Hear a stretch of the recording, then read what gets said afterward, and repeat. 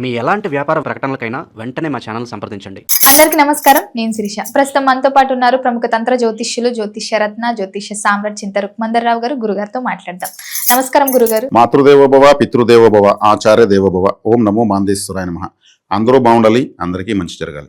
గురుగారు, విశేషంగా ఈ ఫిబ్రవరి మాసంలో మిథున రాశి వారికి ఎలా ఉండబోతుంది అంటారు? ఎలాంటి జాగ్రత్తలు తీసుకోవచ్చు అంటారు? ఆర్థిక పరంగా, ఆరోగ్య పరంగా ఎలా ఉందంటారు? ముఖ్యంగా చూసుకుంటే ఈ మాసంలో పంచగ్రహ కూటమి ఏర్పడుతుందంట ఫిబ్రవరి మాసంలో. దీని ప్రభావం ఈ రాశి వారికి ఎలా ఉంటుంది? ఇదే మాసంలో శివరాత్రి కూడా ఉంది. ఓవరాల్ గా చూసుకుంటే ఈ మాసం అంతా ఎలా ఉంటుంది అంటారు మిథున రాశి వారికి? 2026 సంవత్సరం ఫిబ్రవరి మాసం మిథున రాశి వాళ్ళకి ఎలా ఉందని చెప్పుకోదలుచుకుంటే, జన్మ రాశిలో గురువు ఉన్నాడు, 10వ ఇంట్లో శని ఉన్నాడు, 9వ ఇంట్లో రాహు ఉన్నాడు, 3వ ఇంట్లో కేతు ఉన్నాడు. అష్టమ స్థానంలోకి 4 నుంచి 5 గ్రహాల కలయిక జరుగుతూ ఉంది. అంటే అష్టమ స్థానం అంటే ఆకస్మిక స్థానం అని అర్థము.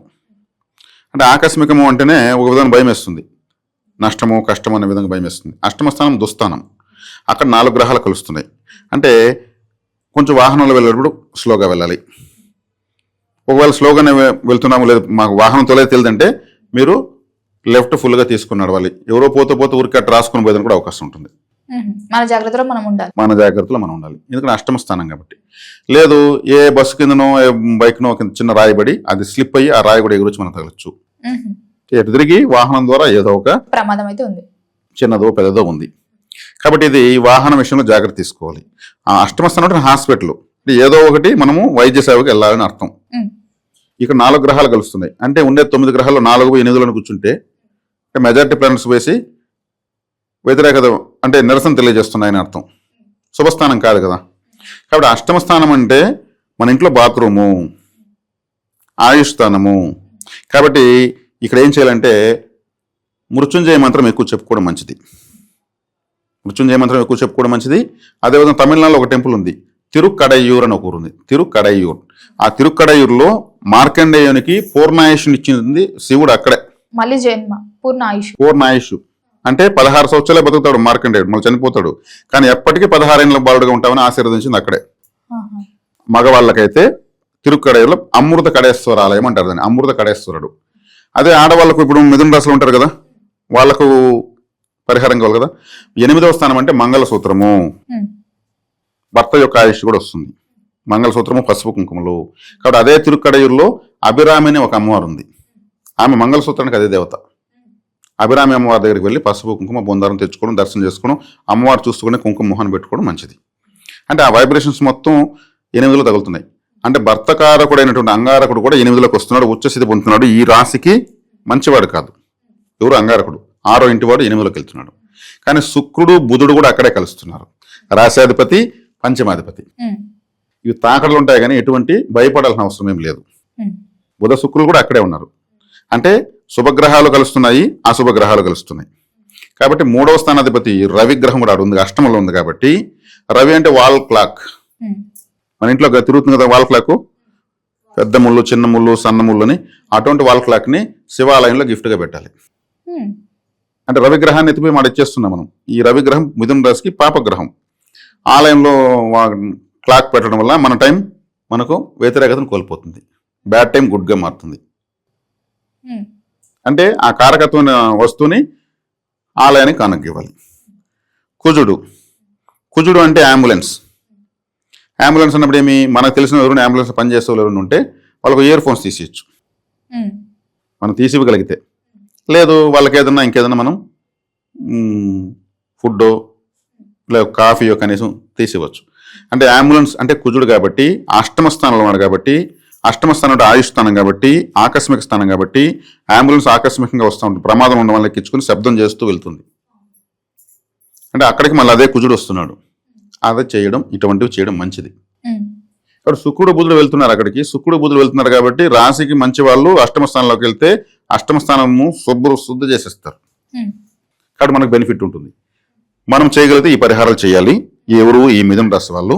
ఇంకా దశమంలో శని ఉన్నాడు, అష్టమాధిపతి దశమంలో ఉన్నాడు. కష్టంతో కూడుకున్నటువంటి వర్క్ చేసే వర్క్లో ఓవర్లోడ్ వర్కింగ్ లోడ్ పెరిగిపోతుంది. శని ఎక్కడుంటే అక్కడ ఎఫర్ట్. 10వ ఇంట్లో ఉన్నాడు కాబట్టి వర్క్ టైం టు టైం చేయలేకపోవడము. ఇప్పుడు ఒక ఫెస్టివల్ వస్తుంది, కాళ్ళు లేకుండా టైలర్ కూడా బిజీ అయిపోతాడు, బట్టలు వెనక్కి ఇచ్చి పంపిస్తాను, మాకు టైం లేదంటూ ఉంటాడు. అతను ఖాళీగా ఉన్నప్పుడు రావు. ఫెస్టివల్ టైంలో ఫుల్గా వచ్చి వెనక్కి పంపించే పరిస్థితి ఉంటుంది. అట్లా శనేశ్వరుడు వర్క్ లోడ్ పెంచేస్తాడు. అది మంచిదే కదా, వర్క్ లోడ్ పెంచితే డబ్బు కూడా వస్తుంది కదా. కాబట్టి ఇక్కడ 9వ స్థానంలో రాహు ఉన్నాడు. 9లో రాహు ఈ రాశికి మంచిదే. తండ్రికి మాత్రం, తండ్రి లేని వాళ్ళకి మంచిది, తండ్రి ఉన్న వాళ్ళకి తండ్రికి కొంచెం అరిష్టం. ఎందుకంటే తండ్రికి అనారోగ్యం చేయడము, తండ్రి చేసే వ్యాపారాలు నష్టాలు రావడము, తండ్రి ఎవరి చేతుల్లో ఏమారిపోవడం జరుగుతూ ఉంటుంది. ఇదంతా కొడుకు ప్రభావం తండ్రికి పడుతుంది గురువు. అంటే ఒకరి ప్రభావం ఇంట్లో ఇంకొకరి పైన ఎలా పడతా ఉందో, ఈ గ్రహాలు కూడా కలిసాయనుకోండి, ఒక గ్రహం యొక్క ప్రభావం ఇంకో గ్రహం పైన ఎలా దగ్గరికి వస్తున్నాయి కదా. సౌర కుటుంబం అంటే ఇంట్లోనే ప్రతి ఇంట్లో నవగ్రహాలు ఉంటాయి. తండ్రి అంటే రవి, తల్లి అంటే చంద్రుడు, సోదరులు అంటే కుజుడు, సోదరీలు అంటే సిస్టర్స్ అంటే బుధుడు, ముసలి వాళ్ళు శనేశ్వరుడు, శుక్రుడు అంటే భార్య, బుధుడు అంటే చదువుకునే పిల్లలు, గురువు అంటే డబ్బులు ఇనపెట్టి, కేతు అంటే పూజ గది, రాహు అంటే ఇంట్లో వచ్చేటువంటి స్పర్ధలు, నువ్వెంత నేనెంత, నాది నీది, ఇది గొడవలు, ఇది ఇట్లా నవగ్రహాలు ప్రతి ఇంట్లో ఉంటాయి. కాబట్టి 6 మంది ఉంటే 6 రాసుల్లో ఉంటారు. ఇప్పుడు చూస్తున్నటువంటి ఈ గోచారాలు కావచ్చు, ఇంకోటి కావచ్చు, ఒకరి ప్రభావాలు ఒకరి పైన పడతా ఉంటాయి. అమ్మాయికి పెళ్లి కాగానే వెళ్ళగానే వీళ్ళ కొంచెం కలిసి వస్తుంది. అంటే ఆ అమ్మాయి అత్తగారికి అదృష్టంలో పుట్టుంటుంది, అమ్మగారికి దురదృష్టంలో పుట్టుంటుంది. పెళ్లి అయ్యే వరకు వీళ్ళకి కష్టం ఉంటుంది. పెళ్లి అయినాక వాళ్ళ ఇంటికి పోయి ఆ అమ్మాయి మా ఇల్లు బాగుంది అంటారు, ఆ అమ్మాయి పైన మా ఇల్లు కూడా బాగుంది అంటారు వీళ్ళు. ఇట్లా గ్రహాలు కలుస్తూ విడిపోతూ ఎట్లా ఉంటాయో ఆకాశంలో, ఇంట్లో కూడా అంతే. కాబట్టి ఇప్పుడు తండ్రికి ఇబ్బంది. కాబట్టి మిథున రాశి వాళ్ళకు తిరుక్కడేరు వీళ్ళు రావడము, ఇక్కడ 8వ స్థానం అంటే బాత్రూంలో వీళ్ళు కొబ్బరికాయ కొట్టి పెట్టడము, ఎప్పుడు వారానికి ఒకసారి నెలకోసారి కొట్టి పెట్టడము చాలా మంచిది నిద్రపోయేటప్పుడు. ఇది ఈ పరిహారాలు తంత్ర పరిహారాలు అంటారు. శివాలయానికి మరి ముఖ్యంగా వెళ్ళొస్తే ఇంకా మంచిది. మృత్యుంజయ మంత్రం చెప్పుకోమని చెప్పుకోవచ్చు. మృత్యుంజయ మంత్రంలో ఒక చిన్న అక్షర దోషం తొలుతూ ఉంటుంది. ఓం త్రయంబకం యజామహే సుగంధిం పుష్టివర్ధనం ఉర్వారుకమివ బంధనాత్ మృత్యోర్ముక్షయ మామృతాత్ అంటారు కదా. దీంట్లో మామృతాత్ అనకూడదు, మా అమృతాత్ అనాలి. మామృతాన్ని మమ్మల్ని చంపుకోము అని అర్థం. కానీ శివుడు చేయడా పని, ఇతను భావం మాత్రం కాపాడమనే కదా, మనసులో భావం మాత్రం కాపాడమని, చెప్పేది మాత్రం మమ్మల్ని చంపుకోమని.